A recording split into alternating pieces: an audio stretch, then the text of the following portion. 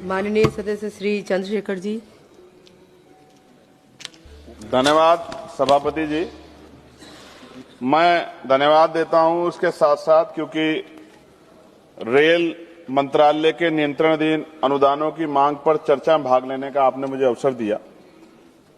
सभापति जी, मैं भारतीय रेल केवल पटरियों पर चलने वाली गाड़ियों का नाम नहीं है, बल्कि ये भारत की अर्थव्यवस्था की धड़कन और सामाजिक एकता की सबसे मजबूत कड़ी।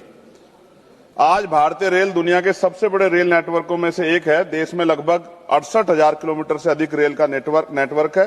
प्रतिदिन लगभग 13,000 से अधिक यात्री ट्रेन और 8,000 से अधिक मालगाड़ियां चलती हैं। हर दिन लगभग 2.4 करोड़ यात्री रेलवे में यात्रा करते हैं। प्रतिदिन लगभग 40 लाख टन से अधिक माल रेलवे के माध्यम से ढोया जाता है। रेलवे में लगभग 12 लाख कर्मचारी कार्यरत हैं, लेकिन इतने बड़े तंत्र के बावजूद आज भी करोड़ों यात्रियों को भीड़, सुविधा और सुरक्षा का सामना करना पड़ता है। मैं कहना चाहता हूं कि रेल की पटरियों पर केवल ट्रेनें नहीं चलती, उन पर करोड़ों भारतीयों के सपने चलते हैं और जब व्यवस्था कमजोर होती है तो सपने भी पटरी से उतर जाते हैं। सभापति जी, सरकार ने वर्ष 2026-27 के लिए रेलवे के लिए लगभग 2.93 लाख करोड़ रुपए का पूंजीगत निवेश प्रस्तावित किया है। सरकार इसे ऐतिहासिक बता रही, लेकिन सवाल यह है क्या यह निवेश वास्तव में यात्रियों की सुविधाएं, सुरक्षा और रोजगार में दिखाई दे रहा है? आज भी हजारों किलोमीटर ट्रैक पुराने और कई जगहों पर सिग्नलिंग सिस्टम कमजोर है और स्टेशनों पर मूलभूत सुविधाएं कमी है। रेल सुरक्षा का सबसे महत्वपूर्ण विषय मैं स्पष्ट करना चाहता हूं कि रेल में सुरक्षा केवल रिपोर्टों से नहीं आती, सुरक्षा जमीन पर किए गए काम से आती है। आज भी हजारों किलोमीटर ट्रैक पर नवीकरण होना बाकी है और कर्मचारियों की कमी एक गंभीर समस्या है। महोदय, भारतीय रेल कभी देश का सबसे बड़ा रोजगार देने वाला संस्थान हुआ करता था और सामाजिक न्याय की भावना को मजबूत करने में इसकी बड़ी भूमिका रही है। लेकिन आज रेलवे में लगभग 3 लाख से अधिक पद खाली पड़े हैं और प्रमोशन से जुड़े अनेक मुद्दे सामने आते हैं। मैं सरकार से पूछना चाहता हूं, मंत्री तो यहां मौजूद हैं, कि जब देश का युवा बेरोजगारी के लिए दर दर भटक रहा है तो रेलवे में इतने पद खाली क्यों पड़े हैं? देश का युवा अवसर मांग रहा है और रेलवे में खाली पद इंतजार कर रहे हैं, ऐसा क्यों? महोदय जी, मैं इस सदन के माध्यम से एक बहुत महत्वपूर्ण विषय उठाना चाहता हूं। रेलवे में अनुसूचित जाति और अनुसूचित जनजाति व अन्य पिछड़ा वर्ग के युवाओं को अवसर मिलना कम हो गया क्योंकि भर्ती नहीं निकल रही है। मैं मंत्री जी को से आग्रह करूंगा कि रेलवे में SC, ST और OBC के आरक्षित पदों को शीघ्र भरा जाए। भर्ती प्रक्रियाओं में तेज और पारदर्शी बनाया जाए। रेलवे के प्रशिक्षण संस्थानों में इन वर्गों के युवाओं के लिए विशेष प्रशिक्षण कार्यक्रम शुरू किए जाएं। रेलवे कॉलोनियों में कर्मचारियों कल्याण कार्यक्रम में सामाजिक न्याय की भावना को मजबूत किया जाए। मैं कहना चाहता हूं कि जब तक देश के अंतिम व्यक्ति को अवसर नहीं मिलेगा तब तक विकास अधूरा रहेगा। बाबा साहब डॉक्टर भीमराव अंबेडकर की भावना यही थी कि सरकारी संस्थान सामाजिक न्याय के मजबूत स्तंभ बने और सरकार भी इस बात के वादे करती है। महोदय जी, आज सामान्य श्रेणी में यात्रा करने वाले यात्रियों की स्थिति बेहद कठिन है। ट्रेनों में अत्यधिक भीड़, लंबी वेटिंग लिस्ट, स्टेशनों पर सुविधा कमी के कारण देश की जनता त्रस्त है। ऐसा लगता है कि आम यात्रियों की समस्याओं को उतनी प्राथमिकता नहीं दी जा रही है जितनी दी जानी चाहिए। मैं कहना चाहता हूं कि रेलवे केवल अमीरों की तेज ट्रेन नहीं होनी चाहिए, रेलवे गरीब और आम आदमी की जीवन रेखा भी होनी चाहिए।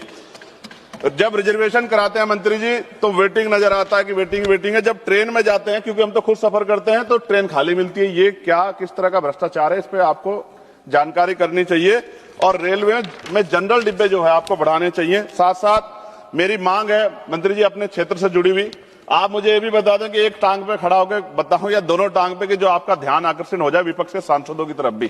क्योंकि देखो, सरकार के जितने लोग बोले सबने आपकी बड़ाई की और हम लोग भी बड़ाई करते हैं कि आप अवसर दे दें तो और बड़ाई कर दें। तो इसलिए पूछ रहा हूं, एक टांग पे खड़ा होकर बोलो जो आप निगरानी बनाएंगे, या फिर दोनों टांग पे खड़ा होकर बोलो जो आपका ध्यान हमारी तरफ आकर्षित हो जाए।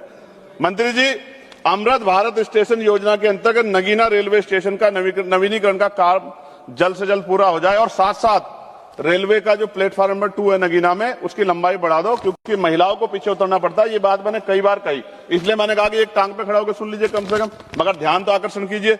नगीना और आसपास के क्षेत्र में लाखों लोग दिल्ली, हरिद्वार और लखनऊ की यात्रा करते हैं, इसलिए आवश्यक है कि दिल्ली और हरिद्वार जाने वाली प्रमुख एक्सप्रेस ट्रेनों का ठहराव नगीना लोकसभा क्षेत्र में बढ़ाना चाहिए।